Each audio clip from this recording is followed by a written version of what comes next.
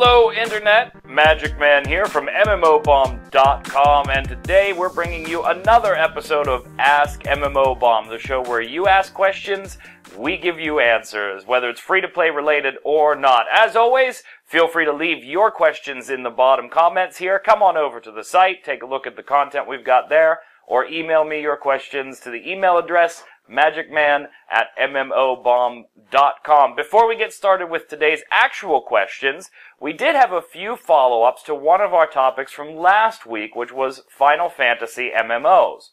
One viewer asked, why wasn't Final Fantasy XIV part of the free-to-play cast question, where we asked which sub-based game was most likely to go free-to-play next?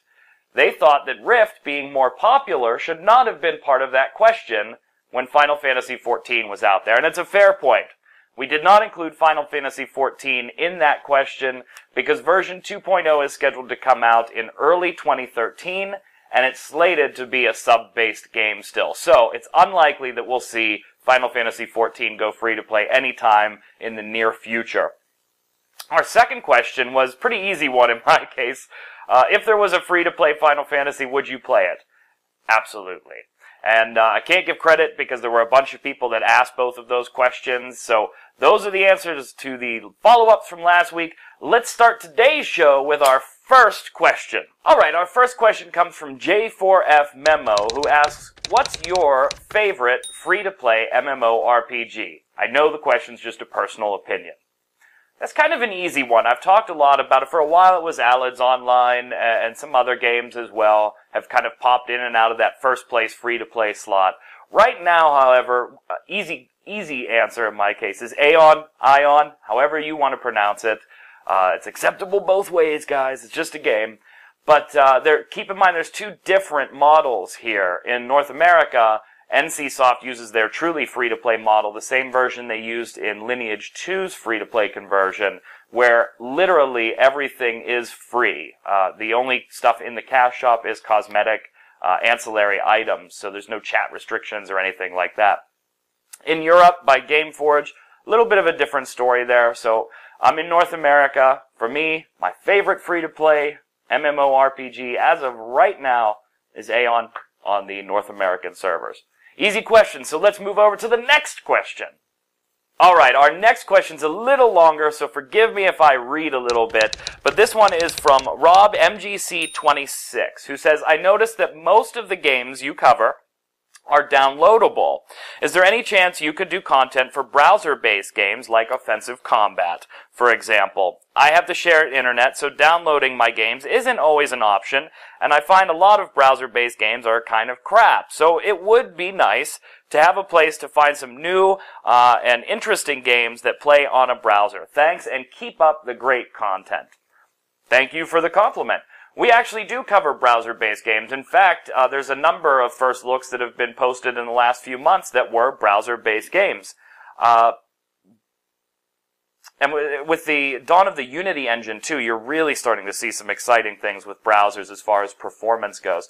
Check out Moonbreakers if you're looking for a nice space combat type of PvP thing. I did a first look. That's on the website as well. Spiral Knights is another one of my favorites that you can get lost in for 40 minutes or 4 hours, whatever you have time for. If you're looking for something a little more, with a little more meat on the bones, check out A Mystical Land, a browser-based game similar to the whole World of Warcraft user interface and style of play. So if you liked WoW, A Mystical Land might be a good one for you to check out. There's some people on the forums that get some lag issues with A Mystical Land every now and then, so check it out and see what happens on your side. Also, one thing to keep in mind is City of Steam is coming soon. That's one that's going through the various development phases now. Did a first look for that on the website. That's kind of like a persistent world city and then dungeon crawling with a type of Diablo feel to it. And then there's also the classics. I mean, RuneScape, Runes of Magic, some of the more popular client download-based games now have a browser alternative where you still get full access to the game. So check those out as well. But yeah, come on over, MMOBomb.com. Just search for the first looks for anything that you may be interested in. There's usually one there, and if not, send us a message. Maybe we can get some coverage up for it. Good point. Browser-based, though, making a lot of headway, especially with Unity being used. You can look forward to Game Globe coming soon. That's by BigPoint. If you like MOBAs, Universal Monsters, we've covered that one on the website as well, is coming up. So there's a lot going on in the browser universe for you, and we keep you covered with it. So keep checking back on the site. As they come out, we'll give you the info on them. Great question. Next question. All right, so our next question is really long. So I'm actually going to read it here. Sorry. From L. Josel Farinix.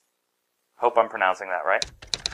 Magic Man, my first impression on you wasn't the best since you kept skipping lore in most games, which I'm a big fan of, but the more I look at your videos occasionally, I seem to appreciate your content more and more. Thank you, I appreciate that. So keep up the good work. I might be a critic, but the only thing I don't like is that you don't even give the free-to-play games lore a try. I mean, some of them do have half-decent ones, but you just skip right through them. But overall, I really like your content. Thumbs up. Well, thank you for the critique, and it's a very fair one, because I've been on the free-to-play cast and things saying that I don't read quest texts, and even in first looks, I'll skip the quest texts and things like that. That doesn't mean I skip the lore, though.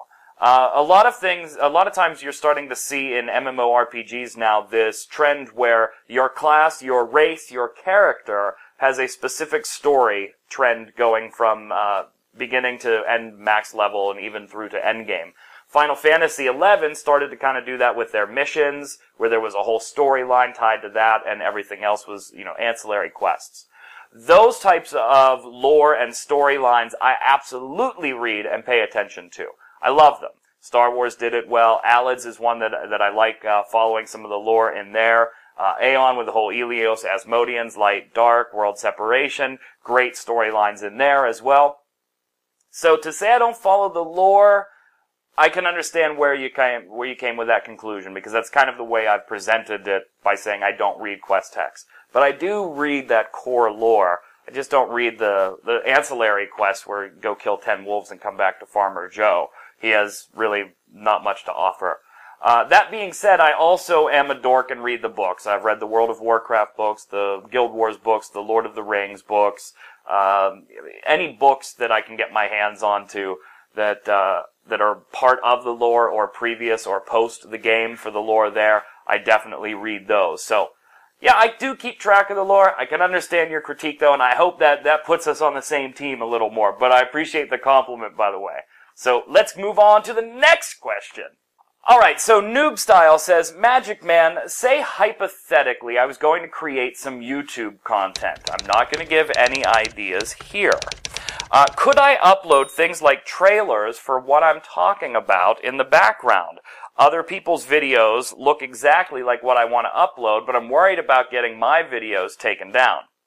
This is a really interesting question, and there's a few parts to this one. Now, the first thing we have to consider is if you're making content for YouTube, do you plan to monetize your YouTube account or not?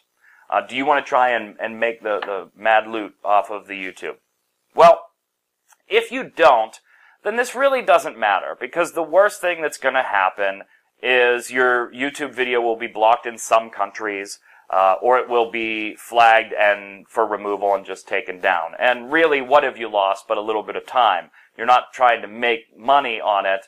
So, yeah, if you're not trying to monetize your account, should you stay away from using copyrighted material? Yes, you always want to try and make original content if you can. Now, if you're going to monetize your account, you do have to be careful, because there's the whole YouTube thing, and I'm not going to go into the YouTube rules. You can read their user agreements. But if you have too many videos flagged for this or this, you can get your monetization rights revoked, and go and read the YouTube sites. But I'll give you some general advice. When you're doing content about video games, for the most part, most companies don't have an issue with you using their video or their trailer in the background while you're talking over it. There are some big dogs out there like EA that if you try to upload a video that has an EA trailer in it, it will flag for copyrighted material. So there are some companies that don't like you doing it. And I assume this is video game related since you're sending this to a video game site. So I would say if you're making video game content, record your own gameplay. That'll get you a better feel for what you're talking about anyway, and it'll provide you with something that isn't a trailer. On the free-to-play cast, we've shown trailers for certain topics, and we put them on a loop while we're talking about that topic, and viewers tend to get bored with that type of stuff. So we heard that feedback, and we try to put in gameplay, even if it's gameplay of something totally different, because there's no gameplay for what we're talking about yet. If you're talking about movies or music, this gets a little dicier because the copyright laws vary by country as to what you can and can't use.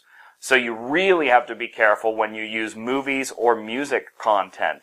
For video games, though, record your own game footage, and most of the time you're going to be fine.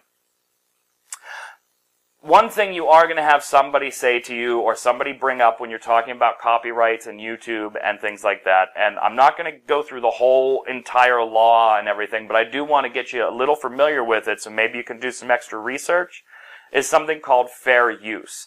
A lot of people, when they're doing YouTube content, try to basket everything under the fair use, fair use, fair use.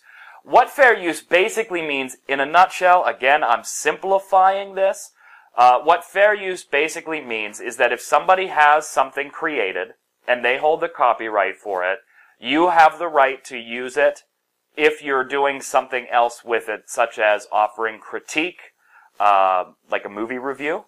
You know, you don't see the movie review TV shows shelling out money to use clips of the movie while they're giving a review. Fair use. When they're doing satire, you know, making fun of something, there's certain fair use rules that YouTube will let you get away with. The problem with it is it's not really worth your time, especially if you're trying to monetize the account. You're trying to make money, so you want to get your content up and out for as many people to see as fast as possible. When you get tied up into trying to prove to YouTube that it's fair use, the video cannot be seen during that time because it's been copyright claimed by somebody. Now you're taking the time to fill out the forms, and there's a whole process, and it takes a while. My general rule of thumbs here for you to help you out is if it's video game content you're talking about, take 5 or 10 minutes, download the game, record some gameplay, or get a buddy to record some gameplay and send it to you. If you're talking about movies and music, you have to be incredibly careful. Somebody is generally going to lodge a copyright claim on those. So you want to stay away from using music that isn't royalty-free or music that you have purchased the royalties for. Those are really the only two you should be sticking to, unless you want the flag on your account or on your video that they can buy this song somewhere, and then good luck monetizing your video. You're using somebody else's creative material. Finally, the last type of thing you see here is somebody using somebody else's YouTube video and providing their own spin on it or their own commentation or things like that. Generally, just word of advice, reach out, take the 5 minutes and reach out to that person and say, hey, is it alright if I use your video? This is what I plan to do with it. And most people are going to be okay with it, but take the time to reach out. So, there you go. I hope that helps. Monetization is the key, though. If you're going to monetize, you want to be really, really careful and stay away from the whole fair use argument unless you really, really feel like you're in the right and you want to take the approach to do that. Generally, just try and make your own content, and if it's video games, record your own gameplay. You should be good that way. Next question! Alright, our next question comes from Neokiva, who says, hey Magic Man, I bet you get asked this an awful lot, but what's your take on in-game love and marriage? Does it constitute a real relationship?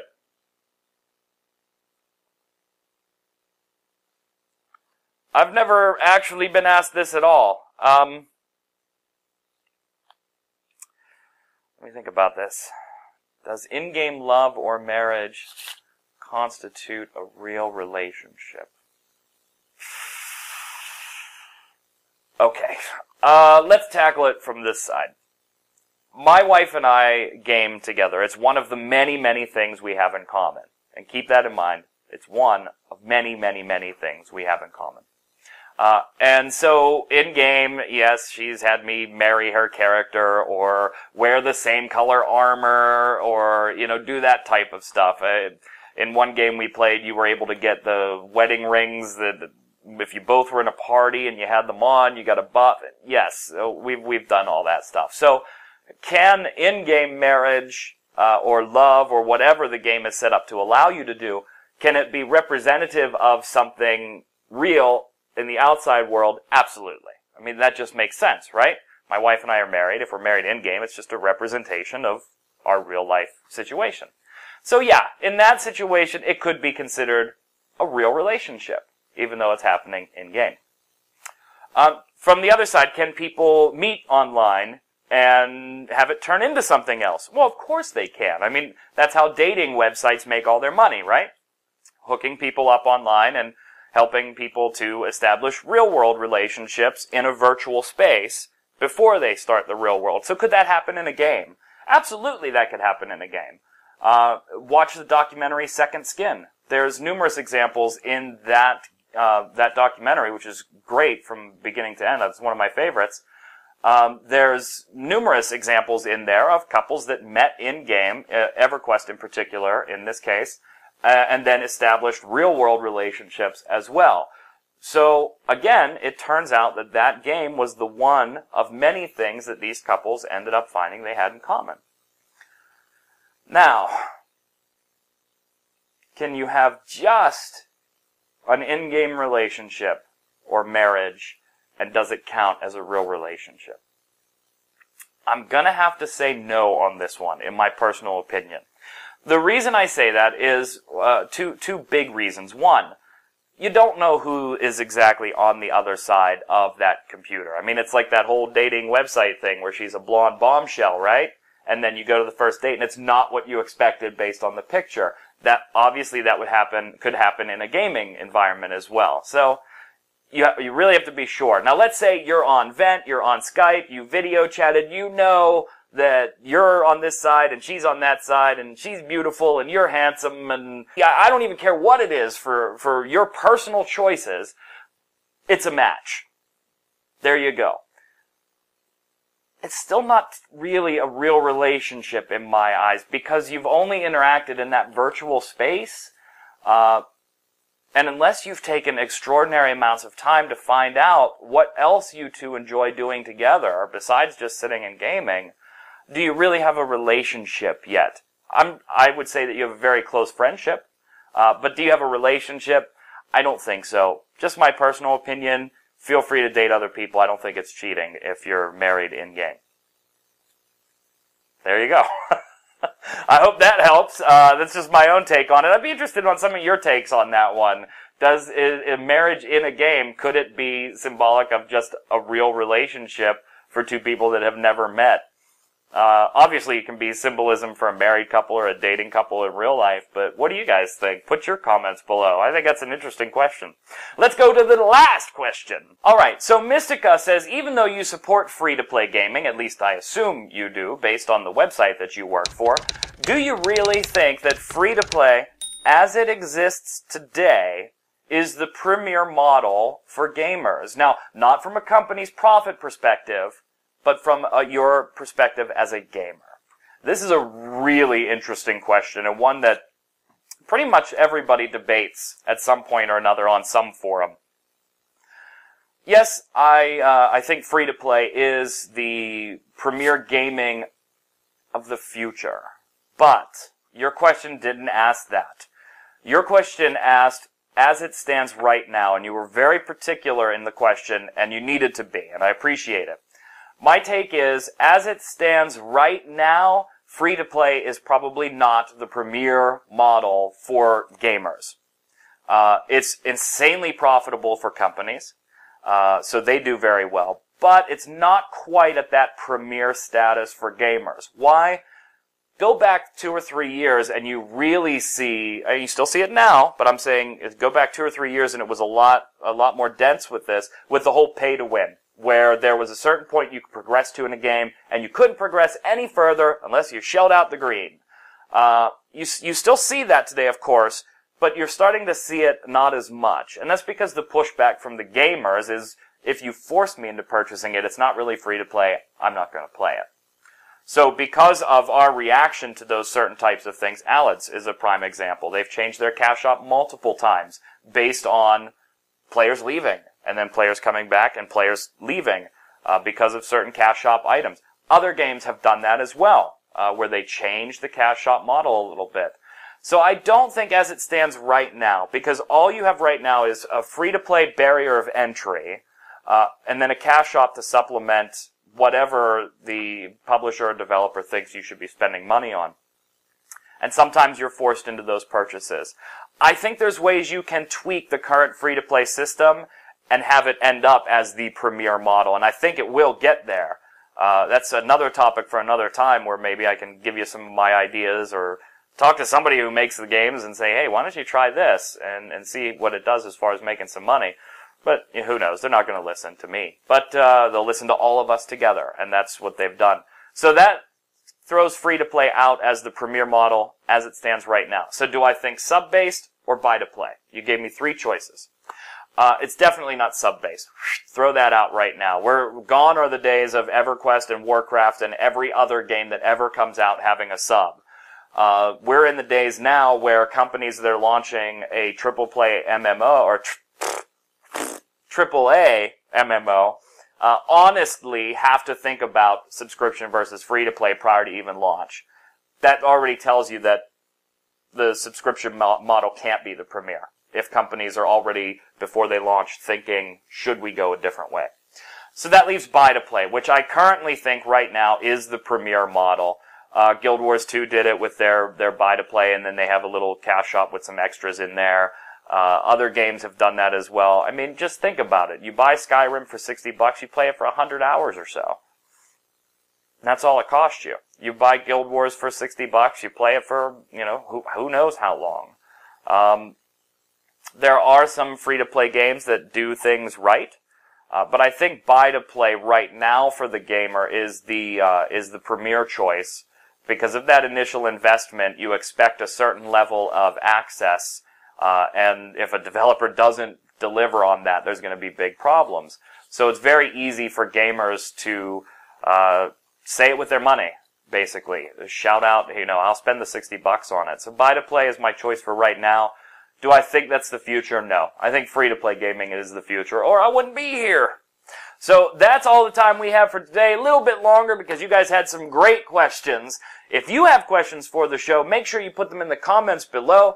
Come on over to MMOBomb.com, put your comments and your questions there, or you can email them directly to me at magicman@MMOBomb.com. It's all your questions that keep this show going, and we appreciate it. So thank you very much. Until next week, guys, stay safe, and I'll see you on the servers.